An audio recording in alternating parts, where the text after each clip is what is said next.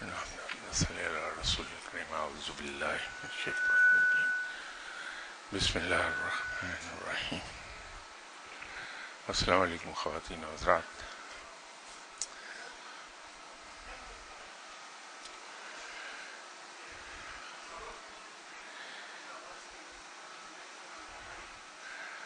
ہمارے یہاں ہم ایک بات کو اکثر سوچتے ہیں کہ جب ہم اپنے شیخ کے قریب ہوتے ہیں تو ہمیں روحانیت کا نہ صرف یہ کہ احساس رہتا ہے بلکہ یوں لگتا ہے جیسے ہمارے اندر روحانیت بڑھ رہی ہے. لیکن اگر شیخ ہمارے کہیں چلے جائیں یا ہم شیخ سے دور ہو جائیں، شیخ کا انتقال ہو جائے، تو یوں لگتا ہے جیسے یہ سلسلہ رک گیا ہے.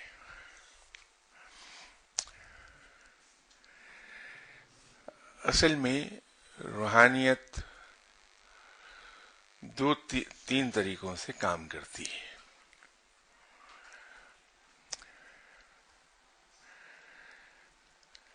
اگر تو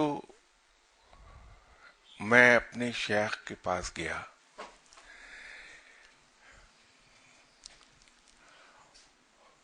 ان سے ملاقات ہوئی اور مجھے ان سے ایک عقیدت محسوس ہوئی اور وہ عقیدت پیار میں بدل گئی، لیکن اس پیار میں نہ تو میری کوئی روحانی غرض ہے کہ مجھے ان سے علم مل جائے، نہ مجھے اس سے کوئی غرض ہے کہ میری کوئی دنیاوی دعا وہ کر دیں، وہ قبول ہو جائے، نہ مجھے ان سے اس لیے پیار ہے کہ وہ خوبصورت شخصیت ہے.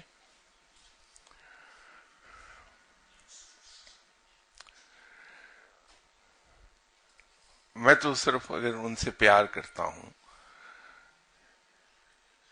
اللہ کے نام پر،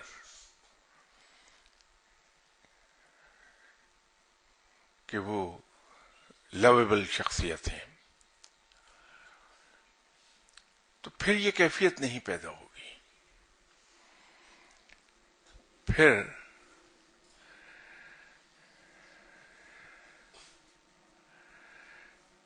شیخ کہیں سفر پر چلے جائیں، شیخ انتقال کر جائیں، یا خود علم کا طالب شیخ سے دور ہو جائے، تو وہاں روحانیت حاصل ہونے کا یا روحانی کیفیت بہتر ہونے کا احساس بدستور رہے گا. لیکن اگر میں اپنے شیخ کے پاس گیا اور وہاں ان تینوں میں سے ایک بھی چیز رہی، ایک غرض رہ گئی کہ مجھے روحانی علم مل جائے یا دنیاوی دعا کرا لوں میں، یا میرے شیخ بہت اچھے انسان ہیں تو اس وجہ سے میں ان سے پیار کر رہا ہوں، تو جہاں غرض ہوگی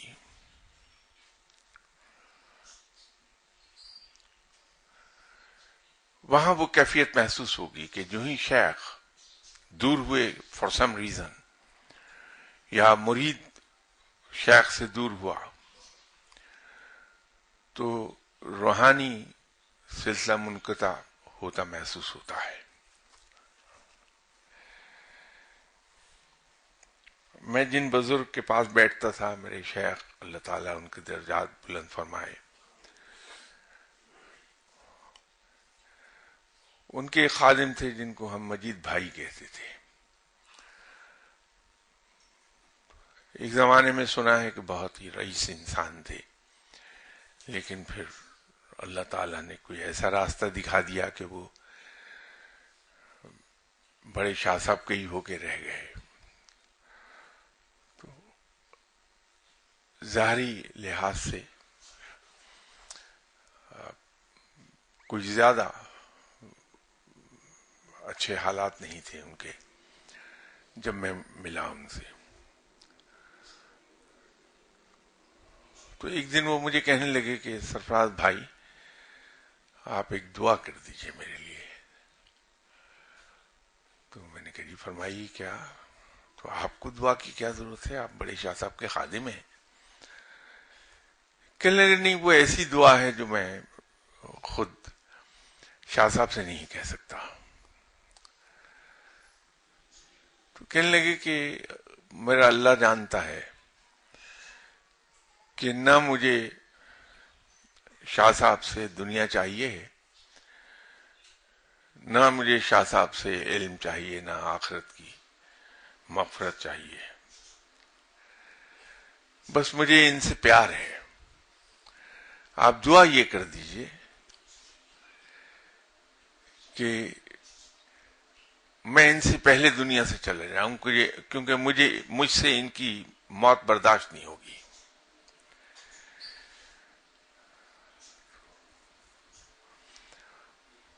رب تعالیٰ نے ان کی خواہش اس طرح پوری کی کہ وہ ہمارے شیخ کے دنیا سے رخصت ہونے سے کچھ ہی ہفتے پہلے دنیا سے چلے گئے. اور وہ واقعی ان سے نئے بڑے شاہ صاحب سے وہ علم کے لیے کوئی بات کرتے تھے, نہ کوئی دنیاوی غرض تھی وہاں. پھر میرے شیخ بھی دنیا سے چلے گئے. تو برسات تھی اور کئی روز سے بارش بہت تیز ہو رہی تھی لاہور میں مسلسل. تو جہاں میرے شیخ دن کے وقت بیٹھا کرتے تھے میں وہاں تھا. تو میرے پاس 3 نوجوان لڑکے آئے کہ یہاں مجید بھائی ہوتے تھے. میں نے کہا جی ہاں, کہ ہم ان کے قریب ہی رہتے ہیں. تو ہم گئے تھے اپنے بزرگوں کی قبریں دیکھنے کی اس بارش میں ان کا قبروں کا حال کیا ہے. تو ہم نے دیکھا کہ مجید بھائی کی قبر بیٹھ گئی ہے بارش کی وجہ سے. تو آپ نے اگر کچھ اس کا کرنا ہے تو کر لیجئے. تو میں نے اسی وقت 2-3 لوگوں سے کہا کہ آپ فوری طور پہ جاؤ اور اس کے اوپر پلاسٹک کا موٹا شیٹ لے کے اس کا سائبان بنا کے اس کے نیچے اس قبر کو ریپیئر کر دو. تو اگلے دن جو انہوں نے مجھے رپورٹ دی, انہوں نے کہا کہ جب ہم گئے تھے تو وہاں مجید بھائی کے پاؤں کفن میں دکھائی دے رہے تھے. تو ہمیں جو سمجھدار لوگ تھے انہوں نے کہا کہ اس کو پوری قبر کو نئے سرے سے بنا دو. تو وہ جو ہم نے اوپر سے تھوڑی سی جو مٹی رہ گئی تھی بچ گئی تھی وہ ہٹائی. اور ہمیں حیرت یہ ہوئی کہ نہ تو کفن میلا ہوا تھا 1 سال میں, اور نہ ہی ان کے جسم سے کوئی بو اٹھ رہی تھی. جسم بالکل نرم اور لوچدار تھا جیسے زندہ انسان کا ہوتا. میں یہ سوچ رہا تھا کہ انہوں نے ایک بزرگ کی خدمت ساری عمر کی, اپنا سب کچھ چھوڑ چھاڑ کے آ گئے, اور انہیں کوئی غرض نہیں تھی, اور اس کا انعام انہیں یہ ملا کہ اللہ نے ان پر قبر کی زندگی آسان کر دی. ایک اور بات ایک بار ہمارے شیخ نے کہی, جو ان کے دنیا سے چلے جانے کے بعد, اصل میں زیادہ تر باتیں مجھے سمجھ آئی ہی اس وقت جب شیخ دنیا سے رخصت ہو گئے تھے, ورنہ اپنے شیخ کی زندگی میں تو حال یہی تھا کہ جو مغربی تعلیم ہے وہ کسی طور مجھے ٹکنے نہیں دیتی تھی کہ ہر بات کو میں مغربی تعلیم ہی کی روشنی میں دیکھتا تھا، اور ظاہر ہے کہ یہ دونوں ایک دوسرے کی ضد ہیں، تو باتیں میری سمجھ میں اکثر آتی نہیں تھی. تو دنیا سے چلے جانے کے بعد پھر اپنے شیخ کی بہت سی باتیں میری سمجھ میں آنے لگی. تو ہمارے شیخ فرمایا کرتے تھے کہ اس راہ کا دستور عجب ہے، جس انسان نے یہ انتظار کیا کہ مجھے کچھ حاصل ہوا ہے یا نہیں ہوا، اسے ساری عمر کچھ نہ ملا، اور جو اس بات سے بے پرواہ ہو کے اپنے رب کو پکارتا رہا، اسے رب تعالی نے نواز دیا. تو یہ جو شیخ کے ساتھ بغیر کسی غرض کی محبت ہے، روحانیت کے حصول میں اصل میں وہی کی نوٹ ہے اس کا.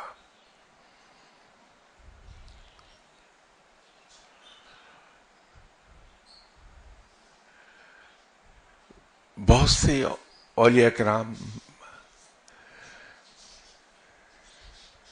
کو آپ نے دیکھا ہوگا کہ ظاہراً کہیں عبادت کرتے دکھائی نہیں دیتے، وہ آرام سے بیٹھے ہوتے ہیں. میرے اپنے شیخ جمعے کی نماز پر تو ہم اکٹھے جاتے تھے، میں اور ہمارے شیخ. ان کا دستور یہ رہا کہ شارپ 12 o'clock وہ مسجد میں جا کے بیٹھ جاتے تھے، اور جو ہی زوال کا ٹائم ختم ہوا وہ کھڑے ہو کے 2 نفل تحیت المسجد وہ ادا فرما کے پھر اپنے ذکر کرتے رہتے تھے. یہ 12 بجے جا کے مسجد میں بیٹھنے کا نقطہ بھی میری سمجھ میں نہیں آیا تھا کبھی، جو بہت دیر میں پھر سمجھ میں آیا.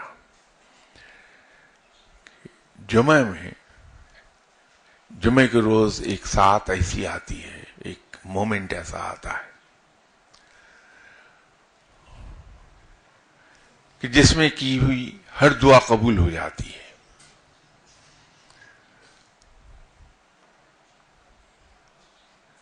تو پتہ ہی چلا کہ یہ گھڑی، یہ ساتھ تبدیل ہوتی رہتی ہے.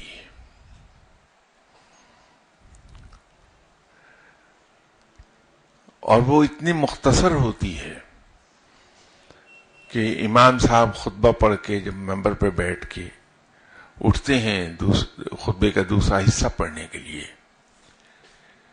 وہ ساتھ ختم ہو چکی ہوتی ہے، اتنی مختصر ہے.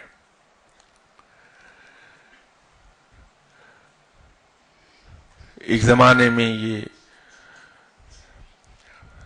جمعے کے ارلی مارننگ یہ ساتھ ہوتی تھی، پھر رفتہ رفتہ سفر کرتی کرتی یہ غروب آفتاب تک چلی گئی.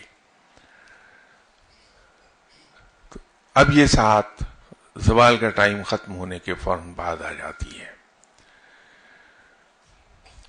تو اس وقت وہ بھید کھلا کہ میرے شیخ 12 بجے جا کے مسجد میں کیوں بیٹھتے تھے، کیونکہ آج کل ان دنوں میں جو گرمی کے موسم ہوتا ہے اس میں عام طور پر 12:15 بجے کے ارد گرد زوال کا وقت ختم ہوتا ہے. تو ہمارے شیخ 12 بجے جا کے مسجد میں بیٹھ جاتے تھے، لیکن اس کے علاوہ میرے سامنے انہوں نے نماز ادا نہیں فرمائی کبھی.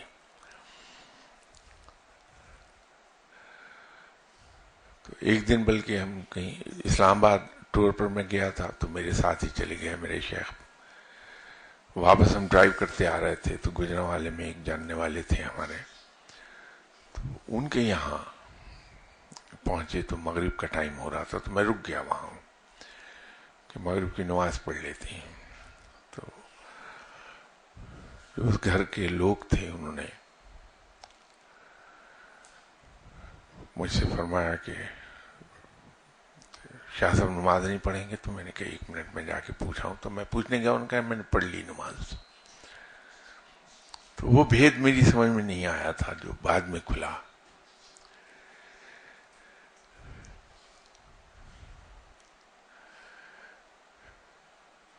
اولیاء کرام میں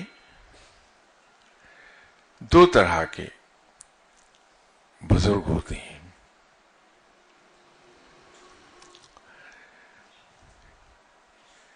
ایک جو فرض عبادات کرتے ہیں اور اپنے دل کو اور اپنی سوچ کو مرکوز کر دیتے ہیں رب تعالیٰ کی یاد پر.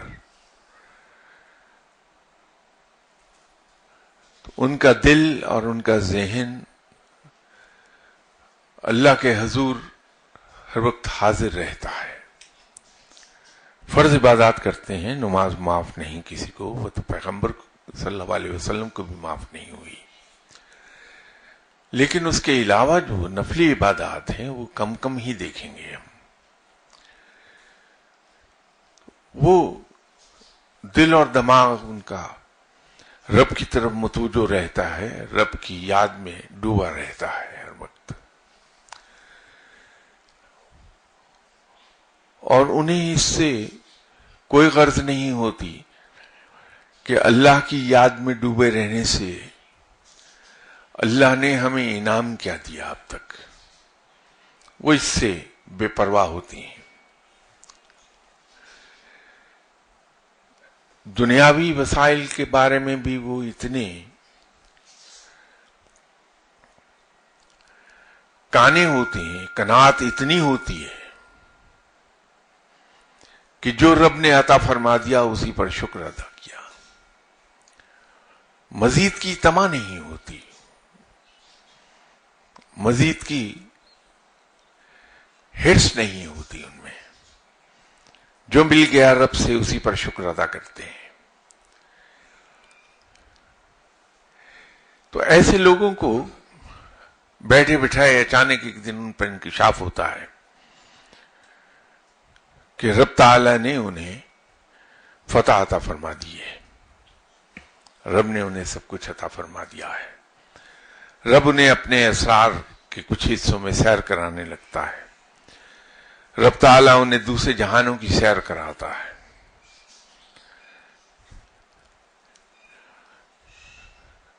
انہیں جب کشف حاصل ہو جاتا ہے تو اس کشف کے ذریعے وہ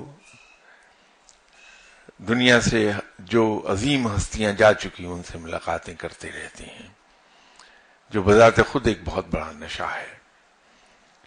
اس کا ایک بہت سرور ہے. جب وہ کشف میں ملاقات ہوتی ہے تو جس طرح کا سرور ہوتا ہے، جس ایسا سرور کہ آدمی پورے کا پورا اس میں ڈوب جاتا ہے، اس کی کوئی قیمت نہیں، انویلیویبل. رب تعالیٰ نے وہ عطا فرما دیتا ہے. ایک اور قسم ہے بزرگوں کی جو چلے اور مجاہدوں میں یقین رکھتے ہیں.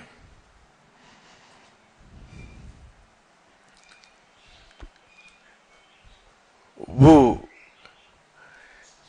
فزیکل عبادت کے ذریعے سے رب کے قریب پہنچتے ہیں. پہنچ دونوں ہی جاتے ہیں.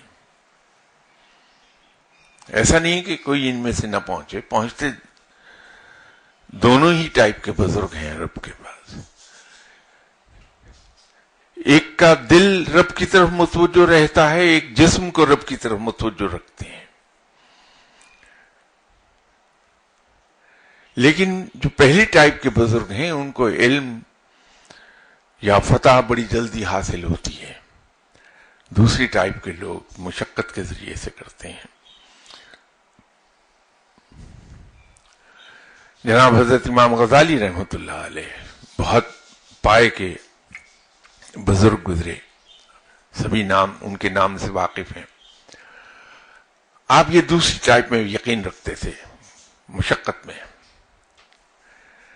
ایک تیسری ٹائپ بھی ہے بزرگوں کی، وہ بزرگ جو ان دونوں اسلوب کو اکٹھا کر لیتے ہیں ایک جگہ پر، ان کا دل بھی رب کی طرف متوجہ رہتا ہے اور جسم کو بھی رب کی طرف متوجہ رکھتے ہیں.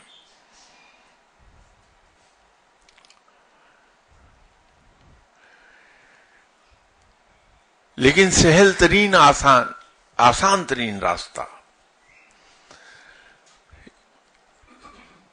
یہ ہے کہ انسان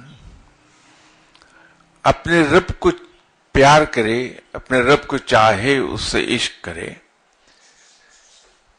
صرف اس لیے کہ وہ ہمارا خالق ہے، وہ ہمارا رب ہے اور اس لائق ہے کہ اس سے عشق کیا جائے. اس میں کوئی دنیاوی غرض شامل نہ ہو، ہماری محبت تمام اغراض سے پاک ہو تو بڑی جلدی ہمیں وہاں سے نواز دیا جاتا ہے.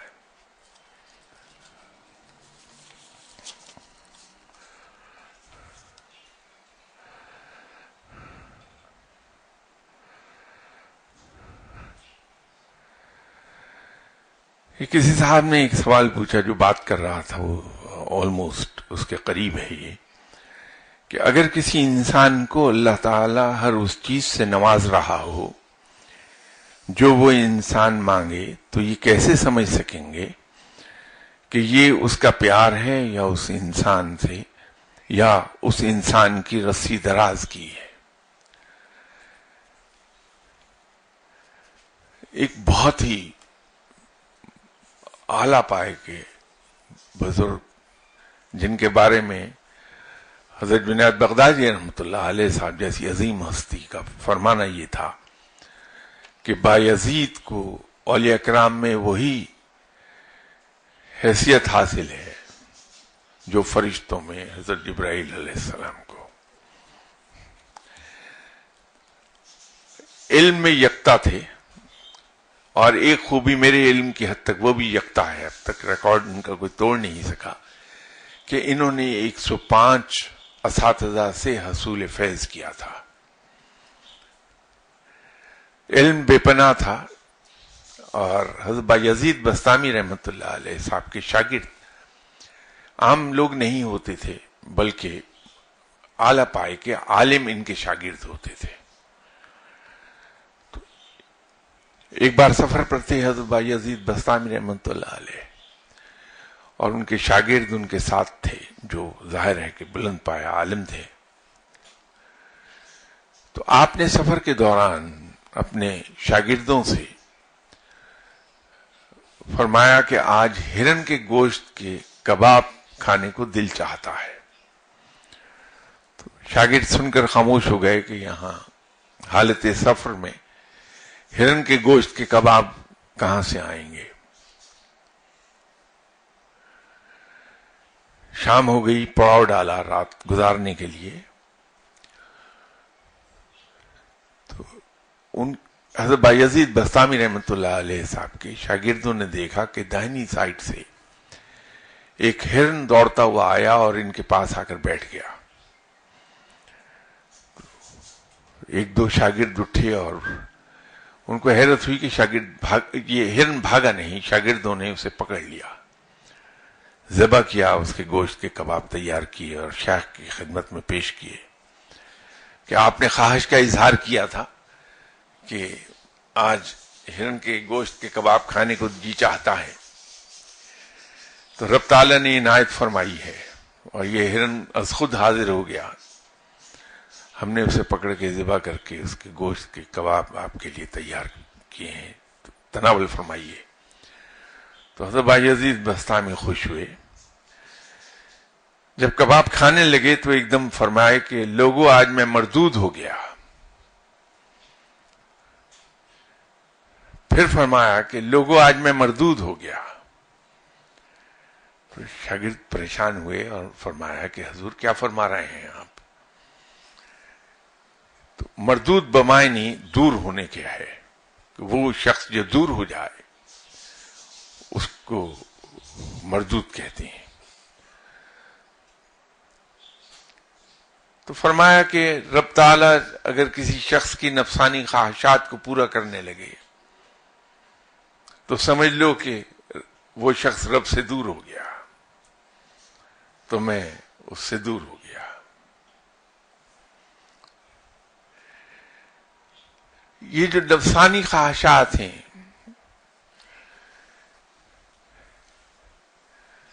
بزرگ ان کے پورے ہونے سے بہت ڈرتے ہیں۔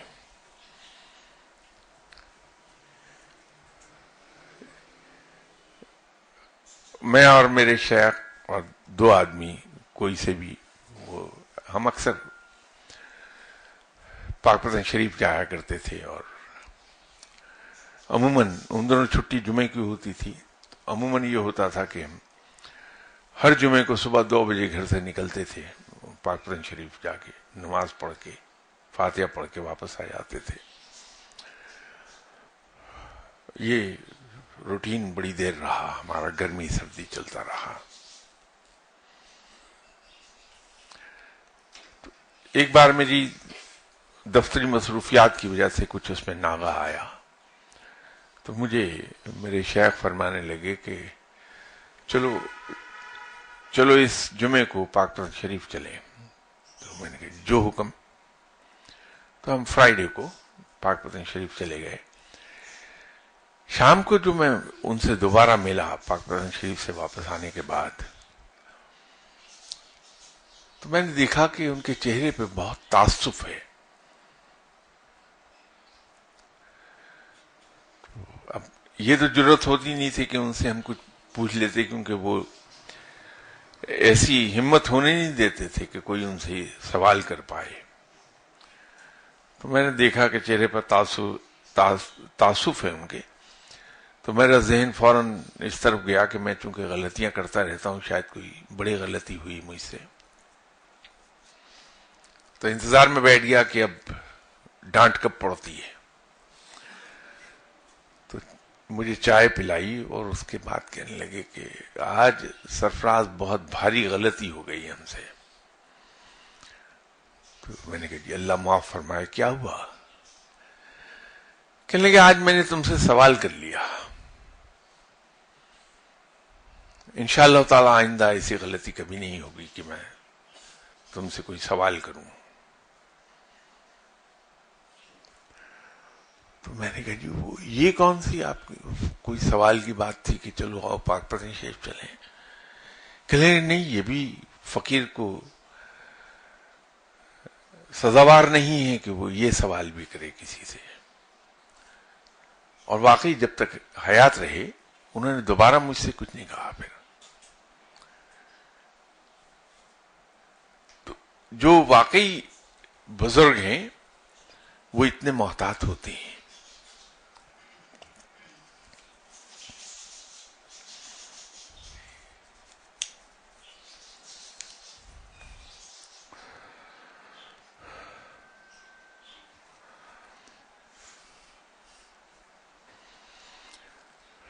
کسی نے سوال پوچھا ہے کہ ہمارے پنجاب انڈیا میں فقیر لوگ سگریٹ بہت پیتے ہیں، کیا اس کا روحانیت کے ساتھ کوئی تعلق ہے؟ اسلام میں سگریٹ پینا جائز ہے یا ناجائز؟ سگریٹ مکروہ ہے، اس سے دور رہنا چاہیے۔ فقیر لوگ، شاید یہ میرا اندازہ ہے، گمان ہے میرا، جو غلط بھی ہو سکتا ہے، کہ سگریٹ پینے سے کچھ کنسنٹریشن بہتر ہوتی ہے، آدمی کنسنٹریٹ کرتا ہے۔ تو یہ لوگ چونکہ توجہ باندھتے ہیں عبادت میں، تو شاید وہ اس سے مدد ملتی ہے، اس سے عادی ہو جاتے ہیں پیتے ہوئے۔ یہ میرا گمان ہے، میں بھی رانگ۔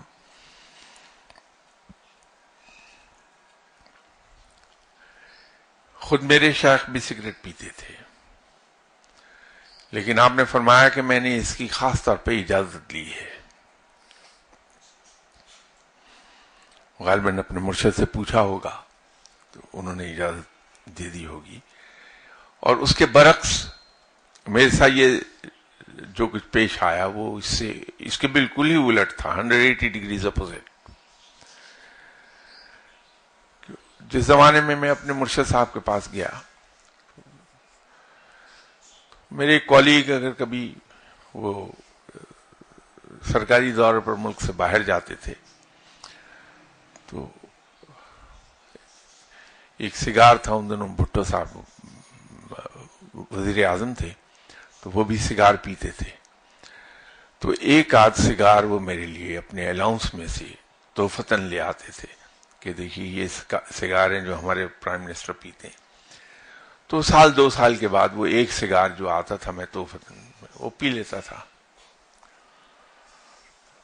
میرے ایک دوست تھے، وہ ملنا چاہتے تھے شیخ، ہمارے شیخ کے ساتھ، تو ان کو لے کے میں وہاں گیا تو ان سے باتیں کر رہے تھے. تو باتوں میں انہوں نے فرمایا کہ سگریٹ خواہ کتنا ہی اعلیٰ برانڈ کا کیوں نہ ہو، پائپ خواہ اس میں ٹوبیکو آپ کتنی ہی اعلیٰ کوالٹی کا کیوں نہ پئیں، کتنا ہی خوشبودار کیوں نہ ہو، اور سگار خواہ کتنا مہنگا کیوں نہ ہو، وہ بھلے سال 2 سال میں ایک آدھ بار ہی پیا جائے، وہ روحانی پرواز میں رکاوٹ ڈال دیتا ہے. تو میں نے امیڈیٹلی پوائنٹ پک کیا کہ یہ اصل میں ان کو نہیں کہہ رہے، یہ سنا مجھے رہے ہیں. تو اس کے بعد پھر میں نے دوبارہ کبھی اس کو ہاتھ نہیں لگایا. اس بات کو شاید اب 37-38 ایئرس گزر گئے. تو یہ پرواز میں مدد نہیں دیتا بلکہ رکاوٹ ڈال دیتا ہے. یہ نہیں پینا چاہیے، کیونکہ انسان کے ارد گرد اگر ناپسندیدہ اسمیل ہے تو نہ تو نیک روحیں وہاں آتی ہیں، نہ فرشتے اترتے ہیں وہاں، وہ رکاوٹ بن جاتی ہیں. البتہ اچھی خوشبو اس میں وہ خوش ہوتے ہیں آ کر.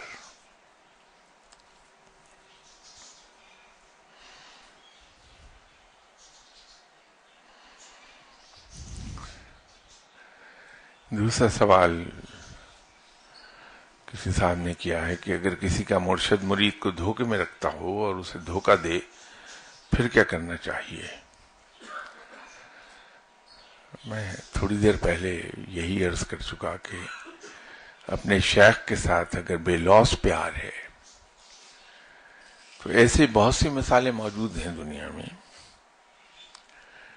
کہ مرشد کے ساتھ کوئی شخص منسلک ہو گیا، کچھ عرصے کے بعد مرشد سے کوئی کوتاہی ہو گئی، کوئی گناہ ہو گیا، تو لوگوں نے اپنی عقیدت میں فرق نہیں آنے دیا کہ مرشد بھی ہمارا انسان ہے،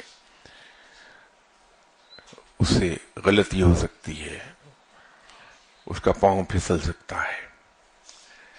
جب ہم عقیدت اپنی اس درجے پر لے جاتے ہیں جہاں ہم اپنے مرشد کو کوئی سپر ہیومن بینگ سمجھنے لگتے ہیں تو پھر عام طور پر جھٹکے لگتے ہیں، کیونکہ انسان تو انسان ہے، اس سے غلطیاں بہرحال ہوں گی. یہ صرف فرشتے ہیں یا پیغمبر ہیں جن سے غلطیاں نہیں ہوتی، کوتاہیاں نہیں ہوتی، گناہ سرزد نہیں ہوتے، لیکن عام انسان اس کا پاؤں کہیں نہ کہیں پھسلے گا. تو اگر آپ کو یہ محسوس ہوتا ہے کہ آپ کے مرشد آپ کو دھوکہ دے رہے ہیں یا دھوکے میں رکھ رہے ہیں، تو میرے خیال میں آپ کو ذکر انہیں کر دینا چاہیے ان کے پاس کہ آپ نے مجھے دھوکہ دیا، تاکہ اگر انہوں نے دھوکہ نہیں دیا ہے، ہمیں غلط فہمی ہوئی ہے تو اس کو صورتحال کو واضح کر دیں گے، اور اگر واقعی ان سے یہ کوتاہی ہوئی ہے تو اس کے لیے معافی مانگ لیں گے آپ سے، تو معاملہ ختم ہو جائے گا.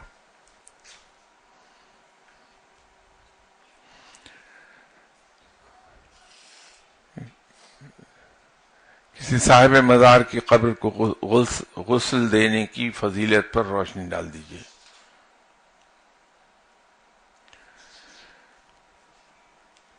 یہ عقیدت ہے، ایک رسم ہے.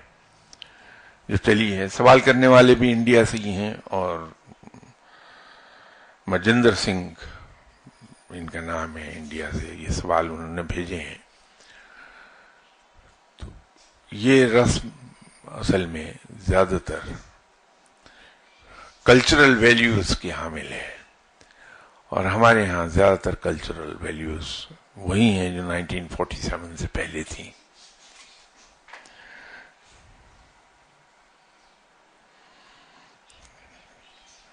ان کا چوتھا سوال ہے کہ کیا کسی صاحب مزار کی روح انسان کی باڈی میں پرویش, ہندی کا لفظ ہے سنسکرت کا, تو آگے انہوں نے اس کا ترجمہ خود ہی لکھ دیا کہ داخل کر سکتی ہے, اگر ہے تو انسان کی روح کہاں پر چلی جاتی ہے.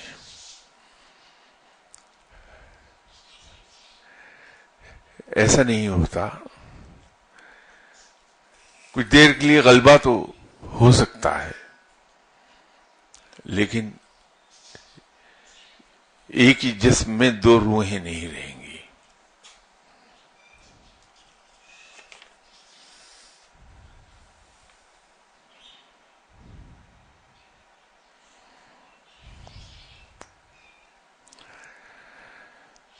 یہ کسی صاحب نے سوال پوچھا ہے کہ my questions are about Laylatul Qadr. Which night was Laylatul Qadr in recently past Ramzan? And why is it so that some people can't find it even by awakening during nights of last Ashra? What are prerequisites to quality for receiving maximum blessings during this night? Is this night revealed to some selected individuals who are at some particular stage of spiritual development? جس چیز کو آپ صلی اللہ علیہ وسلم نے باوجود جاننے کے ڈسکلوز نہیں کیا, تو کوئی گناہگار شخص اس بات کو کس طرح سے ڈسکلوز کرے گا. اور نہ ہمیں اس قرید میں پڑھنا چاہیے کہ جس بات کو اللہ نے چھپایا ہے لوگوں سے, آپ صلی اللہ علیہ وسلم نے بھی اسے ریویل نہیں کیا, تو اس کے بارے میں سوال پوچھنا بھی نہیں چاہیے, بلکہ ایک طرح سے ہمیں شکر ادا کرنا چاہیے کہ اس رات کو پوشیدہ رکھ کے رب تعالی نے ہمیں 10 راتیں جاگنے کی توفیق بخش دی کہ ہم لیلۃ القدر کی تلاش میں ان 10 راتوں میں جاگ کر شب بیداری کرتے ہیں, اللہ کی عبادت کرتے ہیں, تو مقام شکر ہے وہ. تو اس قرید میں ہم نہ پڑھیں کیونکہ یہ مناسب نہیں ہے. دوسری بات یہ ہے کہ یہ اس رات کا علم اللہ کچھ خاص بندوں کو دیتا ہے, نشانیاں ہیں اس سے وہ پہچان جاتے ہیں, جن کو اللہ نے توفیق بخشی ہے, علم بخشا ہے, وہ نشانیوں سے پہچان جاتے ہیں. لیلۃ القدر کی ایک بہت بڑی پہچان ہے کہ یہ خواہ کسی موسم میں بھی ہو, اس رات میں موسم معتدل ہو جائے گا. اگر سردیوں میں ہے تو اس رات سردی اتنی کم ہو جائے گی کہ وہ ہمیں موسم بہار کی کوئی رات دکھائی دینے لگے, اعتدال پر آ جاتا ہے موسم. دوسری اس کی پہچان یہ ہے کہ آدھی رات یا اس کے کچھ دیر کے بعد ایک عجیب سی روشنی پھیلتی ہے چاروں طرف. روشنی کا کوئی سورس نہیں ہوتا, لیکن رات بڑی برائٹ ہو جاتی ہے. اور تیسری پہچان یہ ہے کہ اس رات میں ایک گھڑی ایسی آئے گی کہ جس پہ آپ کو سناٹا محسوس ہوگا کہ چاروں طرف سناٹا ہو گیا, حتیٰ کہ جانوروں کی آوازیں بھی نہیں آتی پھر. تو یہ 3 پہچان تو میں عرض کر دیتا ہوں, باقی کوئی صاحب علم, کوئی ولی اللہ آپ کو بتا پائیں گے.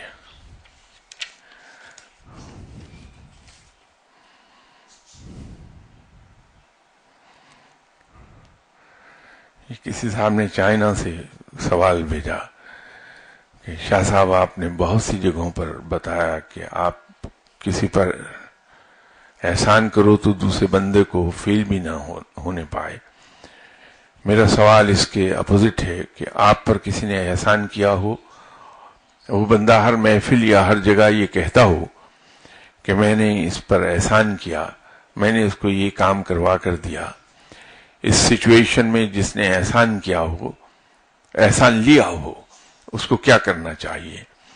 کیونکہ یہ اس کے لیے بعض دفعہ شرمندگی اور اچھا فیل نہیں ہوتا کہ دوسروں کے سامنے شو ہو کہ میں نے اس بندے کی فیور لی. اس میں دو چیزیں ہیں. رب تعالیٰ نے انسان کو منع کیا ہے کہ کسی کے ساتھ اگر نیک سلوک کرو، نیکی کرو، تو اس کو لوگوں سے چھپاؤ، ڈسکلوز نہ کرو. یہ ایک ایسپیکٹ ہے.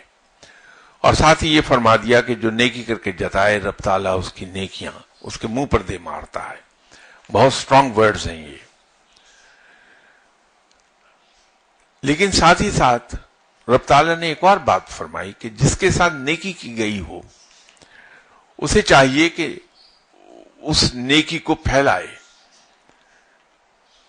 اس کو ایکنالج کرے کہ کسی نے میرے ساتھ یہ نیک سلوک کیا تھا. ہم سب اللہ کے محتاج بندے ہیں. رب تعالیٰ نے ہم سب کو ایک دوسرے کے ساتھ اس طرح منسلک کیا ہے کہ ایک کی ویکنس دوسرے کی اسٹرینگتھ ہے، ایک کی اسٹرینگتھ دوسرے کی ویکنس ہے. اور تمام بندے، جیسے یہ دیوار ہے، دیوار کی ایک اینٹ انڈیویجولی کوئی معنی نہیں رکھتی، لیکن یہ اینٹیں اگر ایک دوسرے کے ساتھ جڑی ہوئی ہوں تو اس کی اسٹرینگتھ اتنی ہے کہ اس پر چھت ڈال کر وہاں 50 آدمی بھی آرام سے بیٹھ سکتے ہیں. تو انسان جب ایک دوسرے کو کمپلیمنٹ کرتے ہیں، ایک دوسرے کے ساتھ مل جل کر رہتے ہیں، تو فیور کرنا، فیور لینا کوئی اتنی بڑی بات نہیں ہے. اس میں شرمندگی کا there is no reason کہ آپ شرمندہ ہوں. صرف ایک حوصلہ پیدا کر لیجئے کہ آپ بڑے کھلے دل سے اس آدمی کے احسان کو ایکنالج کر لیجئے جس آدمی نے آپ پر احسان کیا ہے. اس سے احسان کرنے والے کی عزت میں اضافہ نہیں ہوگا، لیکن آپ جانے جائیں گے ایک احسان شناس شخص کے طور پر. تو آپ کی عزت میں اضافہ ہوگا جب آپ کسی کے احسان کو ایکنالج کرتے ہیں اور بڑے کھلے دل سے ایکنالج کرتے ہیں. تو اس میں شرمندگی کا کوئی پہلو نہیں ہے.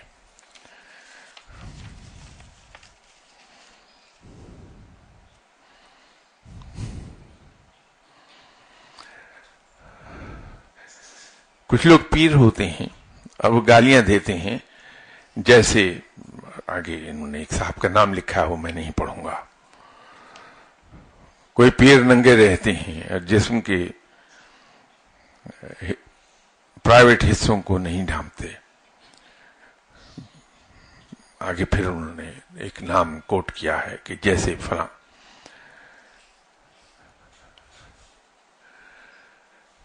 بات یہ ہے کہ جب کوئی شخص اللہ کے عشق میں اس طرح ڈوب جائے کہ اس کے ہوش و حواس کھو جائیں، تو وہ اپنے آپ سے بیگانہ ہو جاتا ہے. اسے یہ پتہ ہی نہیں رہتا کہ اس کی زبان سے کیا نکل رہا ہے اور کس حال میں ہے. اسی لیے ان لوگوں سے ملنے سے منع کرتے ہیں آپ کے شیخ کہ مجذوب کے قریب نہ جائیے، کیونکہ وہ تو ہوش و حواس سے بیگانہ ہے بالکل.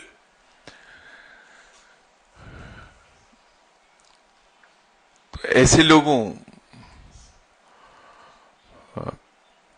پر اعتراض کرنے کی بجائے اگر ہم صرف نظر کر جائیں، اور جن دو لوگوں کا نام کوٹ کیا ہے انہوں نے،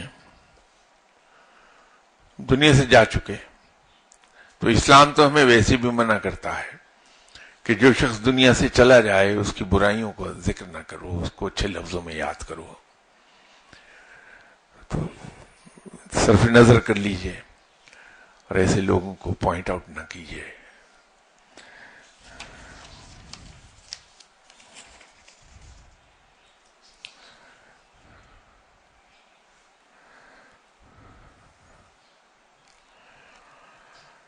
کسی صاحب نے سوال کیا کہ I am sending a general question, what is difference between Fazal and رحمت، آر دے سنونیمس؟ بات ایک ہی ہے،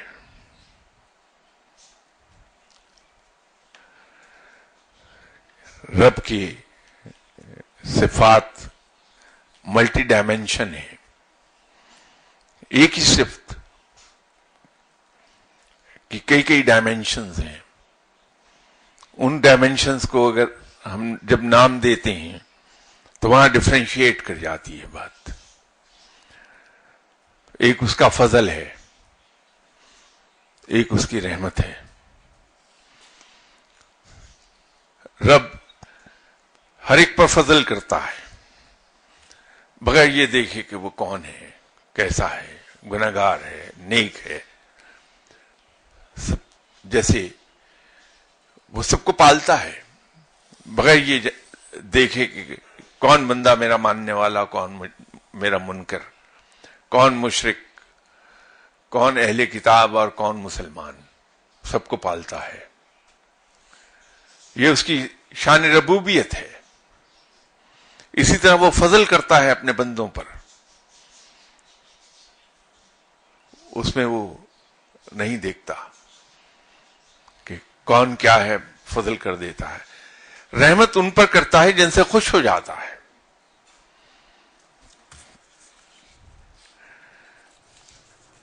تو اس لحاظ سے رحمت مانگنی چاہیے کہ یا اللہ تو ہم پر رحمت فرما دے، لیکن رحمت مانگنے سے پہلے اپنی بچت کر لیجئے ایک کہ یا اللہ تو مجھ پر رحم فرما، کیونکہ ایک لفظ جب ہم نے کہا کہ تو ہم پر رحم فرما، تو در حقیقت ہم نے بہت کچھ اس میں کہہ دیا۔ رحم وہ مانگتا ہے جو گنہگار ہوتا ہے، جو قصوروار ہوتا ہے۔ بے قصور کبھی رحم نہیں مانگتا۔ تو جب ہم رب سے اس کا رحم مانگتے ہیں تو ہم اقرار کر رہے ہوتے ہیں کہ ہم واقعی تیرے خطا کار ہیں، ہم گنہگار ہیں، اور ہیں ہم۔ رحم ہمیشہ اپنے سے طاقتور سے کمزور مانگتا ہے، تو جب ہم اس سے رحم مانگتے ہیں تو ہم اپنے کمزور ہونے کا اقرار کر رہے ہیں کہ میں تیرے سامنے بے بس ہوں، تو اتنا طاقتور ہے کہ میں تیرے سامنے بالکل بے بس ہوں، اور واقعی وہ بہت طاقتور ہے۔ رحم ہم اس سے مانگتے ہیں جس میں یہ کیپیسٹی ہے کہ وہ معاف کر دے، تو رب معاف فرمانے والا ہے۔ ہم اس کی اس صفت کا اقرار کرتے ہیں میں رحم مانگ کر۔ رحم کمزور آدمی کسی پر نہیں کرتا، یہ صرف بہادر ہے جو دوسرے پر رحم کرتا ہے۔ تو یہ سب چیزوں کا اقرار ہم کر رہے ہیں صرف ایک لفظ کہہ کے اس سے کہ یا اللہ تو ہم پر رحم فرما، اور اس کے بعد اگلا سوال ہم یہ کرتے ہیں کہ یا اللہ تو ہم پر اپنی رحمت نازل فرما۔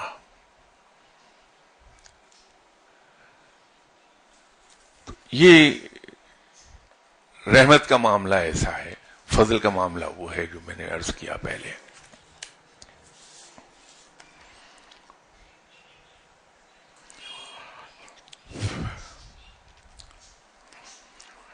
کسی نے ڈیرہ غازی خان سے سوال کیا ہے کہ اگر کوئی عورت تصوف کے راستے پر آئی ہے تو اس کی تربیت کس طرح ہوگی؟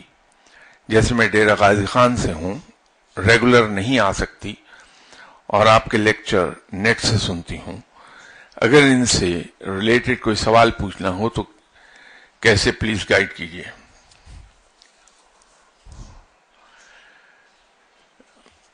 بی بی، اگر میں کسی دن ڈیرہ غازی خان آ کر آپ سے یہ عرض کروں کہ ڈیرہ غازی خان کیسے پہنچا جائے، آپ مجھے گائیڈ کر دیجئے، تو آپ نے سوال تو پوچھ لیا، جس راستے سے یہ سوال بھیجا اسی طرح وہ بھیج دیجئے اپنے سوال.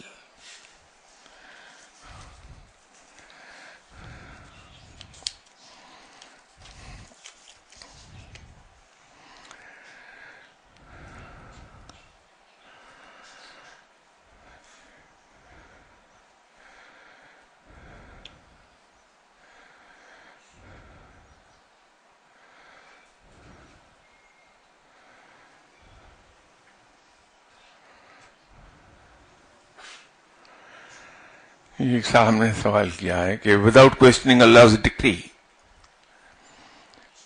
one can't help wondering why the storm came at Makkah al-Mukarramah. Was Allah displaying His anger at the Muslims because of their failing to play a role in the plight of Syria?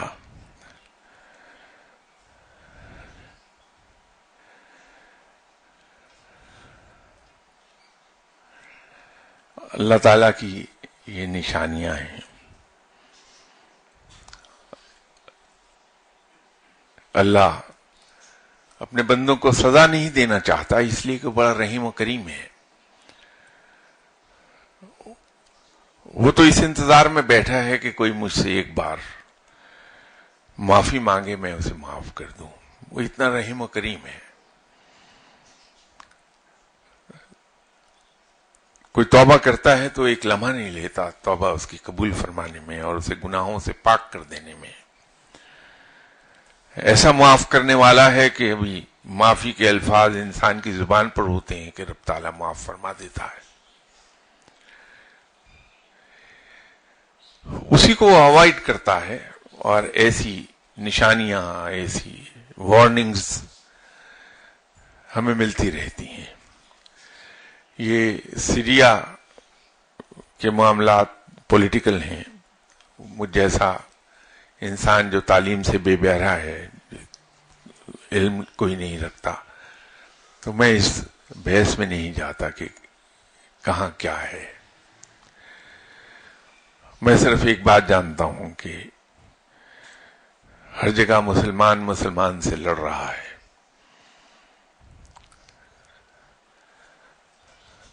ہمیں یہی سمجھنا چاہیے کہ رب تعالیٰ ہمیں Warren کر رہا ہے کہ یہ حرکتیں نہیں کرو. اس سے ہم عبرت پکڑ جائیں.